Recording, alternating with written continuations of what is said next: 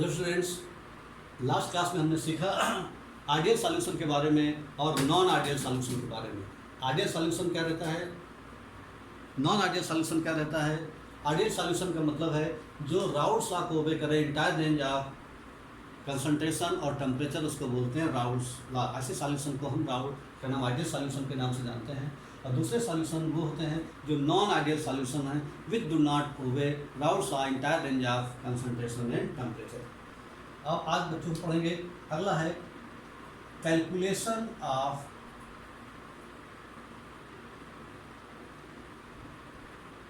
Mole fraction in vapour phase.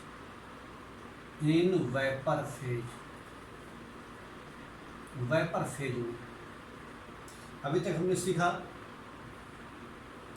और ये जो पढ़ रहे हैं हम लोग, ये लिक्विड सॉल्यूशन के बारे में पढ़ रहे हैं। लिक्विड सॉल्यूशन के बारे में, यहाँ पर दोनों ही कंपोनेंट, दोनों ही लिक्विड वोलेटाइल नेचर के हैं। और इसमें हमने राउल्ट्स लॉ अप्लाई किया था, और राउल्ट्स लॉ क्या फॉर्मूला था, टी टोटल बराबर P A plus P B, ये राउल्ट्स लॉ हुआ करता था। तो calculation of mole fraction in vapour phase, वहाँ पर जो हमने फार्मूला पढ़ा था राउल्ट्स लॉ में, वो था फार्मूला हमारा पी ए बराबर पी नॉट ए काई ए। तो ये जो काई ए है, ये मोल fraction of component A in liquid phase था। अब यहाँ पर हम पढ़ने वाले हैं मोल fraction of A and B in vapour phase, यानी जो मोल फ्रैक्शन है वो वेपर फेज में कैलकुलेट करना चाह रहे हैं हम, जबकि लिक्विड फेज में हम जानते हैं काई ए होता है। ठीक है, तो इस तरीके से हम हमारा जो टारगेट है वो क्या है कि हम mole fraction of component A and component B हम वेपर फेज में निकालना चाह रहे हैं। तो देखिए यहाँ पर हमारे पास मान लीजिए दो कंपोनेंट हैं ए और बी, इसमें हम डायग्राम शो करते हैं। मान लीजिए हमारे पास एक वेसल है, बर्तन बंद है, और यहाँ पर हमारे पास दो कंपोनेंट हैं ए और बी। ये दो कंपोनेंट दोनों ही वोलेटाइल नेचर के हैं। जब दोनों ही वोलेटाइल नेचर के हैं तो दोनों के वेपर्स बनेंगे। हमने मान लिया ये ए के वेपर्स हैं, ये बी के वेपर्स हैं, ये ए के वेपर्स हैं, ये बी के वेपर्स हैं, ए के वेपर्स, बी के वेपर्स, ए के वेपर्स, बी के वेपर्स और ए के वेपर्स। ये क्या है, लिक्विड के सरफेस पर ये आपके फॉर्म हो रहे हैं। ये आपका ए और बी दो कंपोनेंट हैं, उनके वेपर्स। जब ये वेपर्स आपका वेपर फेज में जाएंगे, तब यहाँ पर आपके वेपर फेज में हमने दिखा दिए ए के वेपर्स, ये बी के, ए के और बी के। इस तरीके से जो बड़े वाले मॉलिक्यूल वो ए को दिखा रहे हैं, छोटे वाले बी को दिखा रहे हैं। ठीक है, ये वाला जो हमारा वेपर फेज है, यहाँ से वेपर फेज। और ये जो कंडीशन यहाँ तक है, ये इसको हम लोग कह रहे हैं लिक्विड फेज। अब यहाँ पर हमने माना कि ये इक्विलिब्रियम स्टेब्लिश हो जा रही है यहाँ पर। तो दो कंपोनेंट हैं जो ए और बी कंपोनेंट हैं। यहाँ पर हम पहले पढ़ चुके हैं कि जो कंपोनेंट ए है, इसका प्योर स्टेट में वेपर प्रेशर रहता है पी नॉट ए, और जो बी कंपोनेंट है उसका प्योर स्टेट में रहता है पी नॉट बी। ये दोनों ही कांस्टेंट हैं, ये दोनों ही कांस्टेंट हैं, और इनकी वैल्यू गिवन रहती है। न्यूमेरिकल में इनकी वैल्यू गिवन रहती है जनरली, कुछ केस में निकालनी भी रहती है, तो और बाकी और चीज़ें दी रहेंगी। उसके बाद में जो काई ए है, काई ए का मतलब है mole fraction of component A in liquid phase. ऐसे ही काई बी का मतलब ये है mole fraction of be in liquid phase, mole fraction of be in liquid phase. तो काई ए का मतलब है mole fraction of component A in liquid phase, and काई बी का भी मतलब है mole fraction of component B in liquid phase. ये दोनों वैल्यू हमको पता रहती, नोन वैल्यू रहती है। नोन मतलब मोल फ्रैक्शन कंपोनेंट ए के दिए रहेंगे, कंपोनेंट बी के मोल फ्रैक्शन दिए रहेंगे। अगर डायरेक्ट मोल फ्रैक्शन नहीं दिया हुआ है तो कंपोनेंट ए का मास दिया रहेगा और कंपोनेंट बी का मास दिया रहेगा। कंपोनेंट ए के मास की हेल्प से हम नंबर ऑफ मोल्स निकाल सकते हैं, क्योंकि नंबर ऑफ मोल्स का फार्मूला है गिवन मास पर मोलर मास।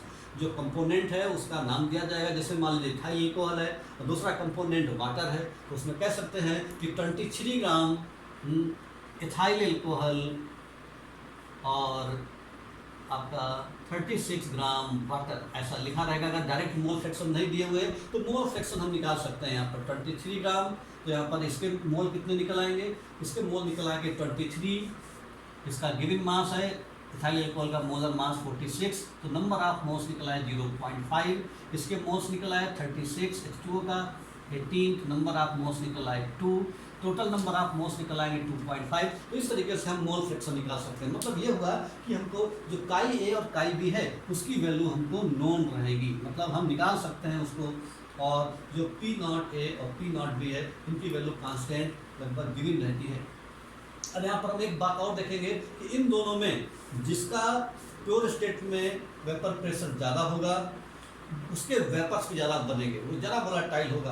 तो अगर हमने मान लिया कि पी नॉट ए की वैल्यू ज़्यादा है तो इसका मतलब क्या हुआ कि पी नॉट ए ज़्यादा वोलेटाइल है पी नॉट बी से, और पी नॉट ए ज़्यादा वोलेटाइल है तो इसका मतलब पी नॉट ए के वेपर्स यहाँ पर ज़्यादा बनेंगे, यानी ए के वेपर्स ज़्यादा बनेंगे।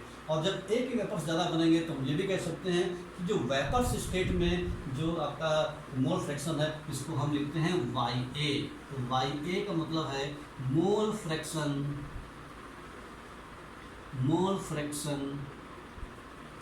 Of component A in vapour phase. ये ध्यान रखना है, यहाँ पर लिक्विड फेज में नहीं है, ये है वेपर फेज में। तो वाई ए का मतलब है mole fraction of component A in vapour phase. Similarly Y B का मतलब है mole fraction of component B in vapour phase. Mole fraction of component B in vapour phase.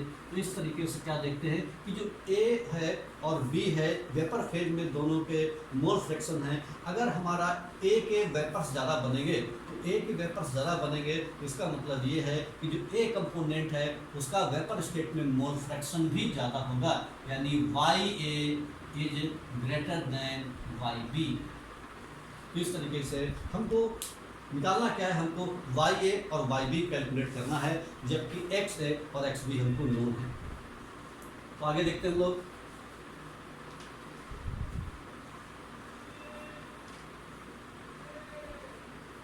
अब हम यहाँ पर राउल्स लॉ अप्लाई करते हैं। फ्रॉम राउल्स लॉ हमने अप्लाई किया फॉर वोलाटाइल सॉल्यूशन के लिए, जो कि लिक्विड सॉल्यूशन है। दोनों ही सॉल्यूट और सॉल्वेंट दोनों ही वोलाटाइल हैं। जैसे एग्जांपल के लिए अल्कोहल और वाटर, अल्कोहल भी वोलाटाइल नेचर का है और वाटर भी वोलाटाइल नेचर का है। तो इसी तरीके से हमने राउल्स लॉ जब हमने लगाया तो राउल्स लॉ का फार्मूला क्या रहता है, दोनों लिक्विड सॉल्यूशन है, दोनों ही वोलाटाइल नेचर के हैं, तो पी टोटल बराबर पी ए प्लस पी भी होगा। राउल्स लॉ ये कहता है। और P टोटल बराबर ये जो P ए का मतलब हुआ P नॉट ए काई ए और P बी का मतलब हुआ P नॉट बी काई बी। इस तरीके से ये राउल्स लॉ लगाया हमने, ठीक है। अब हम डाल्टन्स लॉ के हिसाब से क्या करते हैं, ये लिक्विड के लिए है, ये दोनों चीज़ें लिक्विड के लिए है, क्योंकि जो राउल्स लॉ है वो लिक्विड सॉल्यूशन के लिए है। तो ये दोनों ही लिक्विड कंडीशन में है, लिक्विड। लेकिन जब डाल्टन्स लॉ लगाते हैं वो गैस स्टेट में रहता है। तो डाल्टन्स लॉ का फार्मूला क्या रहता है, डाल्टन्स लॉ ये कहता है पार्शियल प्रेशर। डाल्टन लॉ का मतलब है partial pressure equals to mole fraction into total pressure. Dalton's law का फार्मूला है partial pressure equals to mole fraction into total pressure. तो ये जो फार्मूला है ये आपका डाल्टन्स लॉ है। अब उस डायग्राम में हम देखेंगे कि जो पार्शियल प्रेशर है, अगर हम जो कंपोनेंट ए जो कि वेपर फेज में है उसके लिए हम क्या अप्लाई करेंगे, तो वेपर जो ए है उसके लिए हम अगर पार्स डाल्टन्स लॉ अप्लाई करेंगे तो क्या बन जाएगा, पार्शियल प्रेशर किसके लिए, कंपोनेंट ए के लिए जो कि वेपर फेज में है, तो ये बन जाएगा आपका P A, partial pressure of A हो जाएगा। फिर मोल फ्रैक्शन, इसका मोल फ्रैक्शन कंपोनेंट ए का जो कि वेपर फेज में है, तो वेपर फेज में होता है आपका मोल फ्रैक्शन का formula Y A into total pressure का मतलब पी टी।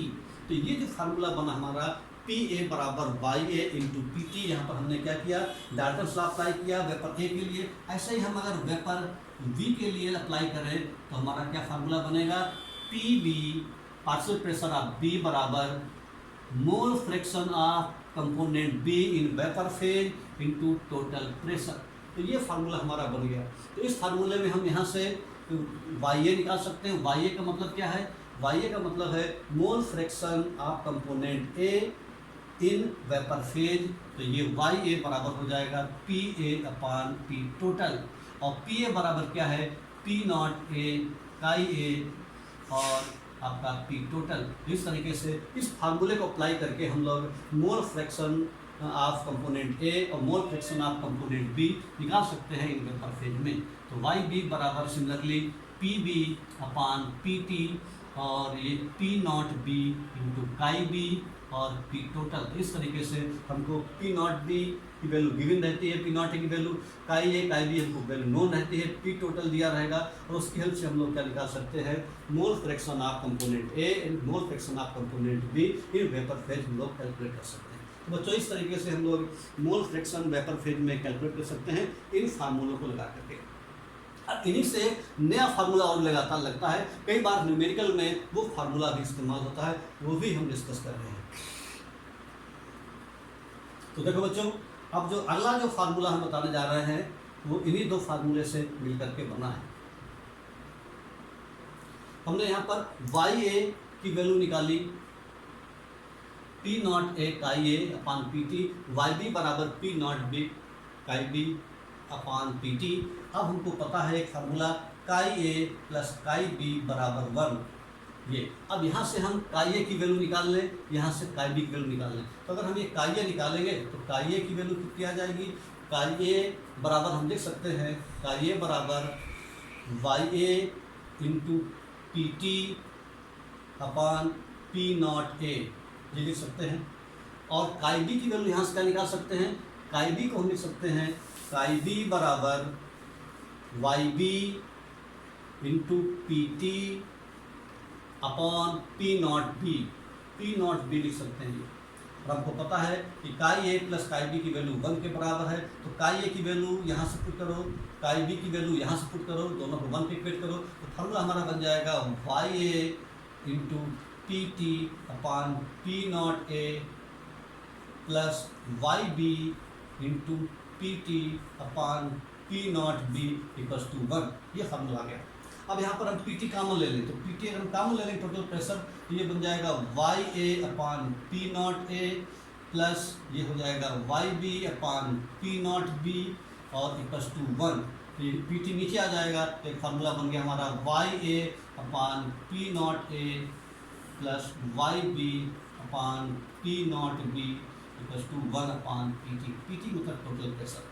बच्चों एक फार्मूला ये भी इंपॉर्टेंट फार्मूला निकल करके आया कि टोटल प्रेशर और आपका वेपर फेज में कंपोनेंट ए और कंपोनेंट बी के मोल फ्रैक्शन अगर दिए हो, प्योर स्टेट में अगर हमको वेपर प्रेशर दिया हो और टोटल प्रेशर अगर मिक्सर कर निकालना हो, तो ये फार्मूला अप्लाई करके भी निकाल सकते हैं टोटल प्रेशर।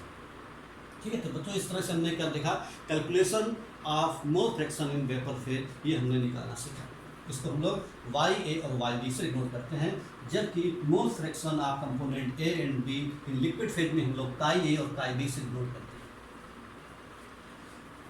अब बच्चों इसके बाद हम लोग सीखेंगे एक नया प्रकार के सॉल्यूशंस होते हैं जिनको बोलते हैं हम लोग एजियोट्रॉपिक मिक्सचर। एजियोट्रॉपिक मिक्सचर या एजियोट्रॉपिक मिक्सचर और एजियोट्रॉप्स भी कहते हैं, एजियोट्रॉप्स। तो एजियोट्रॉपिक मिक्सचर या एजियोट्रॉप्स क्या होते हैं, ये भी बहुत इंपॉर्टेंट है बच्चों, बोर्ड के पॉइंट ऑफ व्यू से भी, कंपटीशन के पॉइंट ऑफ व्यू से भी। एजियोट्रॉपिक मिक्सचर या एजियोट्रॉप्स होते क्या है। तो सबसे पहले इनको हम पॉइंट वाइज पढ़ते हैं जिससे कि डिफिनेशन बनाना आसान हो जाएगा। तो क्या है, पहला पॉइंट ये है कि जो एजियोट्रॉपिक मिक्सचर होते हैं वो होते हैं बाइनरी सॉल्यूशन। पहली खास बात है कि ये बाइनरी सॉल्यूशन होते हैं। बाइनरी सॉल्यूशन का मतलब जिसमें एक सॉल्यूट हो और एक सॉल्वेंट, केवल दो कंपोनेंट हो, तो बाइनरी सॉल्यूशन पहली खास बात होनी चाहिए कि बाइनरी सॉल्यूशन होने चाहिए, ठीक है। और दोनों जो है यहाँ पर लिक्विड और लिक्विड ही रहे, ये भी ध्यान रखना है। दूसरी बात ये है कि इनका जो कंपोजिशन है वो फिक्स होना चाहिए, ये खास बात है, फिक्स्ड कंपोजिशन होना चाहिए, कंपोजिशन फिक्स होना चाहिए। ये नहीं कि हम किसी भी रेशियो में मिला दें इनको, तो हमारा एजियोट्रॉपिक मिक्सचर नहीं बनेगा। एजियोट्रॉपिक मिक्सचर के लिए ज़रूरी है फिक्स्ड कंपोजिशन होना चाहिए। तीसरी बात बच्चों क्या है, तीसरी इंपॉर्टेंट बात ये है कि कांस्टेंट बॉइलिंग, कांस्टेंट बॉइलिंग यानी कांस्टेंट बॉइलिंग होता है, ये खास बात ध्यान रखनी है। यानी दोनों लिक्विड एक साथ एक ही टेम्परेचर पर बॉयल हो जाते हैं, ये खास बात होती है एजियोट्रॉपिक मिक्सचर की। जैसे एग्जाम्पल के लिए किसी बर्तन में हम वाटर और एल्कोहल ले लेते हैं, वाटर और एल्कोहल, तो हम क्या देखते हैं, अगर हम इसको गर्म करना शुरू करें तो दोनों लिक्विड एक साथ गर्म होते हैं, लेकिन दोनों के बॉइलिंग पॉइंट में डिफरेंस है।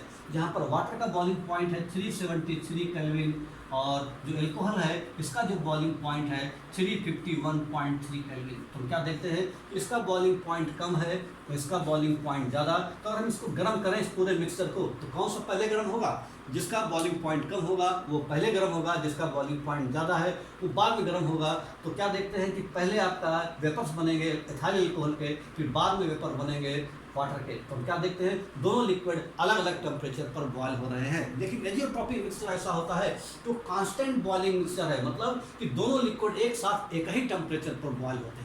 ठीक उसी तरह से जैसे मान लो ये लिया गया खाली एक ही लिक्विड है, यानी एल्कोहल भी और वाटर भी दोनों का बॉइलिंग पॉइंट सेम हो जाता है और दोनों ही एक साथ एक ही टेम्परेचर पर बॉयल होने लगते हैं। ये कांस्टेंट बॉइलिंग मिक्सचर होता है, ये बात ध्यान रखने की है कि ये तीसरी बात है। चौथी बात है fraction distillation is not possible. चौथी बात ये है fractional distillation, fractional distillation is not possible. जो आपके एजियोट्रॉपिक मिक्सचर होते हैं उसमें खास बात यह भी है कि जो फ्रैक्शनल डिस्टिलेशन है वो नहीं हो पाता। तो फ्रैक्शनल डिस्टिलेशन क्यों नहीं हो पाता, उसके लिए कंडीशन क्या होती है, उसकी वजह ये है क्यों नहीं हो पाता फ्रैक्शनल डिस्टिलेशन। उसके लिए हम कह सकते हैं कि mole fraction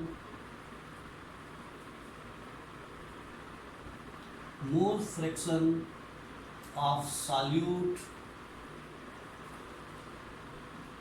in liquid phase, liquid phase equals to, बहुत इंपॉर्टेंट चीज है, mole fraction of solute in vapour phase. ये दोनों बराबर होते हैं।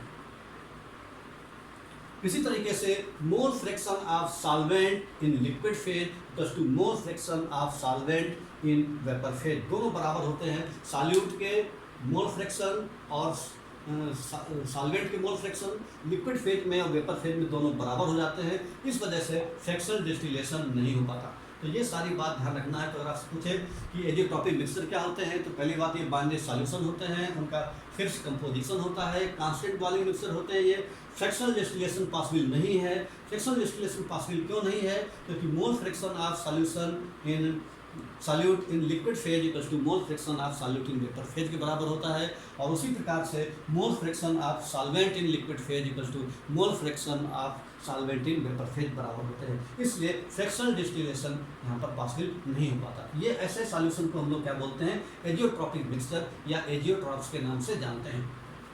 अब कुछ बच्चों को नहीं पता होगा कि फ्रैक्शनल डिस्टिलेशन क्या होता है। फ्रैक्शनल डिस्टिलेशन हमने 11वीं क्लास में सीखा है। फ्रैक्शनल डिस्टिलेशन और फ्रैक्शनल डिस्टिलेशन दोनों में थोड़ा सा फर्क है। डिस्टिलेशन क्या होता है कि जब दो आपका लिक्विड मिले हो, ठीक है, अलग अलग लिक्विड हो, उनको हमको डिफरेंट बॉइलिंग पॉइंट हो, उनका बॉइलिंग पॉइंट में 25 डिग्री सेल्सियस से ज़्यादा का डिफरेंस हो, तो उनको ऑर्डिनरी डिस्टिलेशन से अलग कर सकते हैं।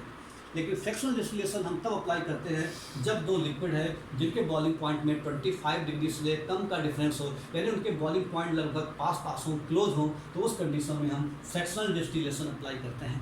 तो फ्रैक्शनल डिस्टिलेशन जो हमारा पॉसिबल नहीं हो पाता आपका इस तरह के सॉल्यूशन में, जिनको हम एजियोट्रॉपिक मिक्सचर के नाम से जानते हैं।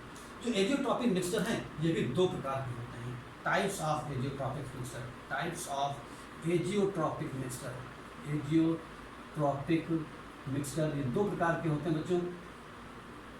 कौन कौन से? एक को बोलते हैं हम लोग मिनिमम बॉइलिंग एजियोट्रॉपिक मिक्सचर, एक बच्चों है मिनिमम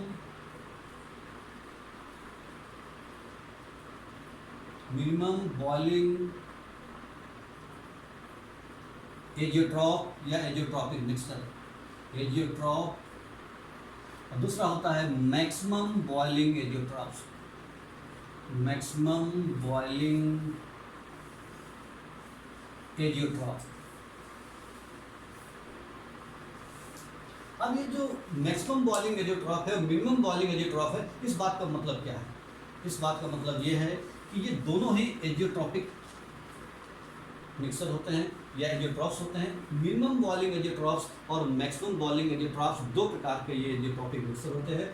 मिनिमम बॉइलिंग एजियोट्रॉप का मतलब ये है कि जब दो लिक्विड हमने इस तरह से लिए, और जो मिनिमम बॉइलिंग एजियोट्रॉप्स है वो आपको शो करते हैं पॉजिटिव डेविएशन शो करने वाले,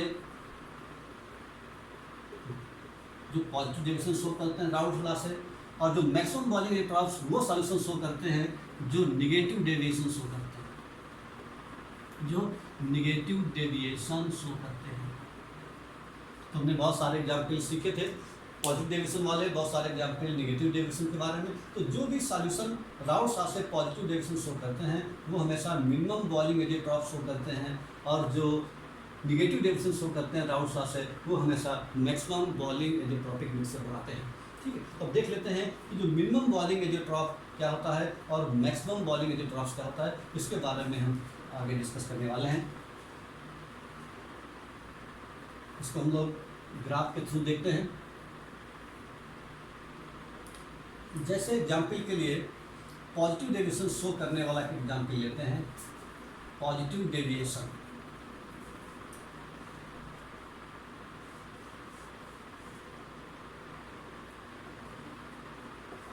जैसे एग्जाम्पल है पॉजिटिव डेविएशन शो करने वाले का एक इथेनॉल और वाटर, इथेनॉल और वाटर, इथेनॉल और water 95% aqueous solution of ethanol का जो सॉल्यूशन है वो एजियोट्रॉपिक मिक्सचर, जैसा कि हमने पहले बताया था, इनका कंपोजिशन फिक्स होना चाहिए, यानी 95% एल्कोहल होना चाहिए और 5% वाटर होना चाहिए। अगर ऐसा है तो एजियोट्रॉपिक मिक्सचर बनता है, अदरवाइज एजियोट्रॉपिक मिक्सचर नहीं बनेगा और ये अलग अलग टेम्परेचर पर बॉयल होंगे। अगर हम किसी सॉल्यूशन के अंदर 95% एल्कोहल रखें और 5% वाटर लें तो दोनों लिक्विड एक साथ एक ही टेम्परेचर पर बॉयल होने लगते हैं। इसी बात को बोलते हैं हम लोग एजियोट्रॉपिक मिक्सचर। क्योंकि ये सॉल्यूशन जो है ये आपका पॉजिटिव डेविएशन शो कर रहा है, तो उसको हम एक ग्राफ के थ्रू दिखाते हैं। जैसे हमने आइडियल सॉल्यूशन के बारे में ग्राफ सीखा था वेपर प्रेशर का, तो वेपर प्रेशर का ग्राफ है और ये आपका मोल फ्रैक्शन है, मोल फ्रैक्शन।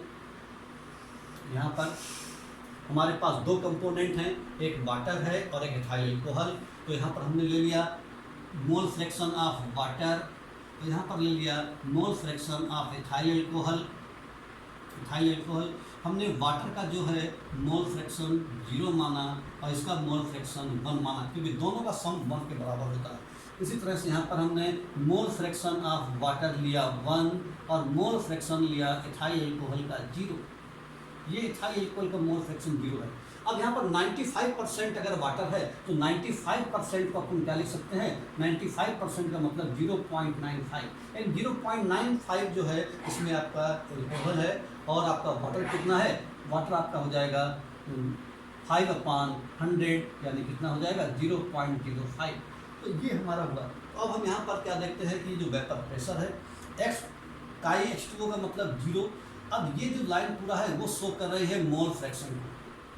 अब मोल फ्रैक्शन हम 0 ले रहे हैं, ठीक है, 0 ले रहे हैं। और उसके बाद में यहाँ पर क्या होगा, यहाँ पर हम पहले ग्राफ प्लॉट कर लेते हैं। एक आपका एल्कोहल के लिए और एक आपका वाटर के लिए। यहाँ पर जो एल्कोहल है तो एल्कोहल का ग्राफ ये इस तरह से आएगा, और ये जो वाटर है वाटर का ग्राफ इस तरह से जाएगा ऊपर की ओर। ठीक है, तो यहाँ पर हम क्या देखते हैं इस तरह से। और ये जो है आपका मान लीजिए कि पॉजिटिव डेविएशन है, क्लियर, पॉजिटिव डेविएशन है। और पॉजिटिव डेविएशन के लिए क्या देखते हैं हम लोग कि आपका एक आपका ऊपर की ओर जाता है इस तरह से, ये ग्राफ बनता है। इस तरह से हमारा ग्राफ बना ये पॉजिटिव डेविएशन के लिए। तो हम क्या देख रहे हैं कि जैसे जैसे हम यहाँ पर बढ़ते जा रहे हैं, यहाँ पर ठीक है, यहाँ पर बढ़ते जा रहे हैं, तो क्या देखते हैं कि ये जो इसका इस पॉइंट पर बता रहा है कि मैक्सिमम वेपर्स बन रहे हैं, मैक्सिमम वेपर्स। इस पॉइंट से यहाँ पर अगर हम एक परपेंडिकुलर ड्रा कर दें तो ये परपेंडिकुलर यहाँ पर ये पॉइंट बताएगा। इसका मतलब है कि यहाँ पर वाटर कितना है 0 और वाटर कितना है 5%। अगर हम किसी एल्कोहल सॉल्यूशन में वाटर मिलाते जाएं तो पहले वाटर 0 था, फिर वाटर 1% हुआ, 2% हुआ, 3% हुआ, 4% हुआ, यहाँ पर जाके 5% हो गया। तो ये 5% जहाँ पर हुआ वही क्या हुआ, यहीं पर सबसे ज़्यादा आपके वेपर्स बन रहे हैं। यही आपका एजियोट्रॉपिक मिक्सचर यहाँ पर बना। यहीं से पता चलता है हमको किसका कंपोजिशन कितना है।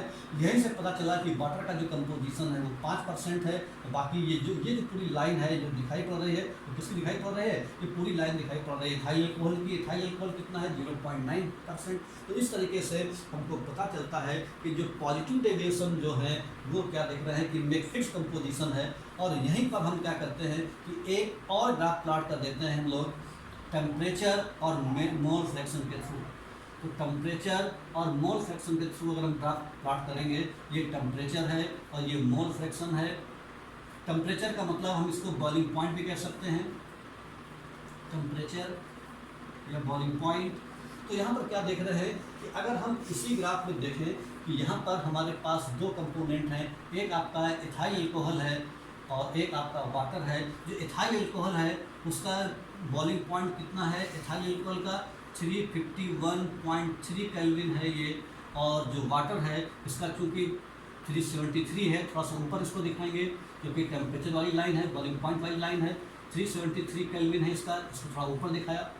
तो यहाँ पर क्या देखते हैं कि ये जो एजियोट्रॉपिक मिक्सचर है इसको अगर हम नीचे इसी के सीधे ड्रा कर दें तो यहाँ पर क्या देखते हैं कि ये यहाँ पर और ये जो लाइन है यहाँ पर क्या देख रहे हैं, जब ये वेपर प्रेशर ज़्यादा होगा, और जब वेपर प्रेशर ज़्यादा होगा तो हमेशा बॉइलिंग पॉइंट कम होगा। तो वेपर प्रेशर अगर ज़्यादा होगा, वेपर प्रेशर ज़्यादा होने का मतलब है कि कमी टेम्परेचर पर बहुत सारे वेपर्स बन रहे हैं। तो इसका मतलब क्या है, बॉइलिंग पॉइंट कम है। तो ये जो ग्राफ हमारा क्या आएगा, वो ग्राफ कुछ इस तरह से जाएगा, हल्का सा ये जा करके और ये इस तरह से चला जाएगा ग्राफ। तो यहाँ पर क्या देखते हैं बच्चों, ये ग्राफ थोड़ा नीचे आया, ये जो नीचे आया इसको यहाँ पर कट कर दिया। ये जो नीचे ग्राफ आ रहा है तो ये जो पॉइंट है, ये जो आपका बॉइलिंग मिक्सचर मिल गया, कांस्टेंट बॉइलिंग मिक्सचर ये है। तो ये कितना आता है बच्चों, ये आता है 351.1 केल्विन। ये जो इसीलिए इसको बोलते हैं हम लोग minimum boiling azeotropes. Minimum boiling azeotropes का मतलब ये है कि एल्कोहल का बॉइलिंग पॉइंट अलग है, वाटर का बॉइलिंग पॉइंट अलग है। एल्कोहल का जो बॉइलिंग पॉइंट है वो कितना है 351.3 केल्विन, और पानी का बॉइलिंग पॉइंट कितना है 373 केल्विन। ये इसका बॉइलिंग पॉइंट है वाटर का, ये बॉइलिंग पॉइंट किसका है एल्कोहल का। तो मिनिमम बॉइलिंग एजियोट्रॉप्स का मतलब है कि वो जो कांस्टेंट बॉइलिंग मिक्सचर होगा उसका बॉइलिंग पॉइंट इससे भी कम होगा और इससे भी कम होगा, तभी इसको बोलते हैं मिनिमम बॉइलिंग एजियोट्रॉप्स। और ऐसा कि हमको जो है ग्राफ में दिखाई पड़ रहा है कि इस पॉइंट से नीचे है, यानी इसका जो बॉइलिंग पॉइंट है जिस पर ये एजियोट्रॉपिक मिक्सचर बॉयल होगा वो हो जाएगा 351.1 केल्विन, जो कि इससे भी नीचे है और इससे भी नीचे है। इसीलिए इसको बोलते हैं हम लोग मिनिमम बॉइलिंग एजियोट्रॉप्स। तो बच्चों मिनिमम बॉइलिंग एजियोट्रॉप्स का मतलब ये है कि जब दो लिक्विड जो हैं उनका जो भी बॉइलिंग पॉइंट हो और हमारा जो एजियोट्रॉपिक मिक्सचर जिस कांस्टेंट टेम्परेचर पर बॉयल हो रहा हो, वो जो बॉइलिंग पॉइंट है उन दोनों लिक्विड के बॉइलिंग पॉइंट से कम होता है। तो इसीलिए इसको बोलते हैं मिनिमम बॉइलिंग एजियोट्रॉप्स। ठीक है, और ये कौन शो करते हैं, पॉजिटिव डेविएशन शो करते हैं। तो पॉजिटिव डेविएशन शो करने वाले हमेशा मिनिमम बॉइलिंग एजियोट्रॉपिक मिक्सचर बनाते हैं। तो वहाँ पर जो हमने सीखा था नॉन आइडियल सॉल्यूशन में difference, positive deviation, negative deviation में, तो वहाँ पर एक पॉइंट हम ये भी जोड़ सकते हैं कि वो सॉल्यूशन जो पॉजिटिव डेविएशन शो करते हैं वो हमेशा मिनिमम बॉइलिंग एजियोट्रॉप शो करते हैं, और वो सॉल्यूशन जो नेगेटिव डेविएशन शो करते हैं वो हमेशा मैक्सिमम बॉइलिंग एजेंट शो करते हैं। इसी तरीके से हम मैक्सिमम बॉइलिंग एजेंट का भी ग्राफ के थ्रू बना सकते हैं डायग्राम। मैक्सिमम बॉइलिंग एजेंट में क्या होगा, मैक्सिमम बॉइलिंग एजेंट में ये आपका कब रहेगा, ये रहेगा जब निगेटिव डेविएशन हो। निगेटिव डेविएशन जब शो करेगा तब आपका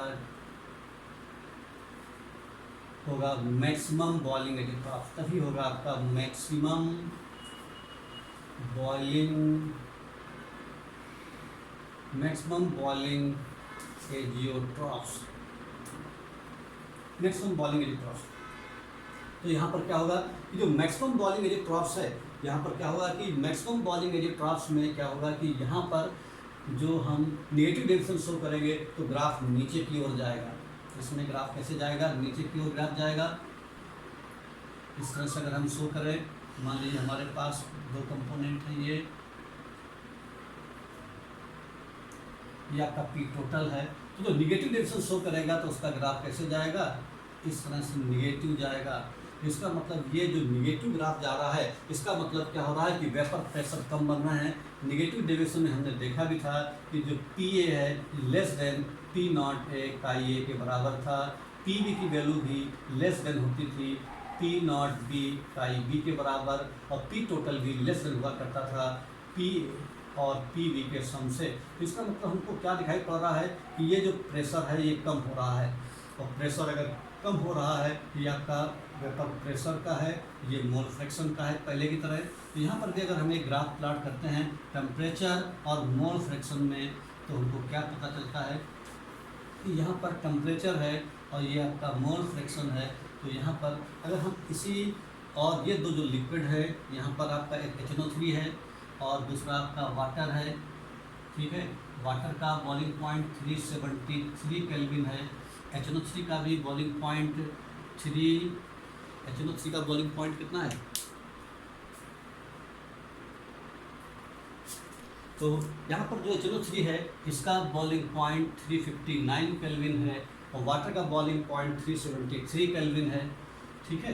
तो यहाँ पर क्या हो रहा है कि ये जो यहाँ पर प्रेशर कम बन रहे हैं, वेपर्स कम बन रहे हैं, तो वेपर्स कम बनने का मतलब वेपर प्रेशर का कम बनने का मतलब कि जो है वेपर प्रेशर कम होना। और जब वेपर प्रेशर कम होता है तो इसका मतलब क्या होता है कि बॉइलिंग पॉइंट हमेशा बढ़ता है। तो यहाँ पर जो है, यहाँ पर आपका जो इस तरीके से कर्व मिलेगा, इस तरह से ये चला जाएगा। ये जो मैक्सिमम है, और थोड़ा सा नीचे कर देते हैं इसको, H2O को, इस तरीके से जो कर्व है ये जिसका पीक पॉइंट है यहाँ पर, यही इसका जो है ये मैक्सिमम है। हम देखते हैं कि जो इसका जो बॉइलिंग पॉइंट है ये काफ़ी ज़्यादा है इसके कंपेरिजन 359 के। इसी को बोलते हैं हम लोग मैक्सिमम बॉइलिंग एजियोट्रॉफ्स। तो मिनिमम बॉइलिंग एजियोट्रॉफ्स और जो मैक्सिमम बॉइलिंग एजियोट्रॉफ्स है, उसमें हमको ये बात ध्यान रखना है कि मिनिमम बॉइलिंग एजियोट्रॉफ्स में जो दो लिक्विड है उन दोनों से उसका बॉइलिंग पॉइंट कम होता है एजियोट्रॉपिक मिक्सर का, जबकि मैक्सिमम बॉइलिंग एजियोट्रॉफ्स का मतलब है उन दोनों लिक्विड से, जैसा ग्राफ में दिखाई पड़ रहा है, इस लिक्विड का बॉइलिंग पॉइंट 359 यहाँ पर एडजस्ट कर रहा है, 373 यहाँ पर एडजस्ट कर रहा है, इन दोनों से ऊपर है, यहाँ पर देखें इन दोनों से ऊपर आ रहा है ये पॉइंट। इस बात का मतलब है कि ये जो बॉइलिंग पॉइंट है यानी इन दोनों से ज़्यादा है, इसीलिए इसको हम लोग बोलते हैं मैक्सिमम बॉइलिंग एजियोट्रॉफ्स। तो बच्चों, तो आज हमने सीखा कि राउल्ट लॉ के बारे में, negative deviation, positive deviation, vapour phase में मोल फ्रैक्शन निकालना सीखा, और एजियोट्रॉपिक मिक्सचर के बारे में बताया हमने। और एजियोट्रॉपिक मिक्सचर के जो क्लासिफिकेशन है, मिनिमम बॉइलिंग एजियोट्रॉफ्स और मैक्सिमम बॉइलिंग एजियोट्रॉफ्स के बारे में डिस्कस किया। अगली क्लास में बच्चों हम कुछ न्यूमेरिकल करते हैं और फिर उसके बाद में हम लोग पढ़ते हैं colligative properties of solution. Okay बच्चों, थैंक यू।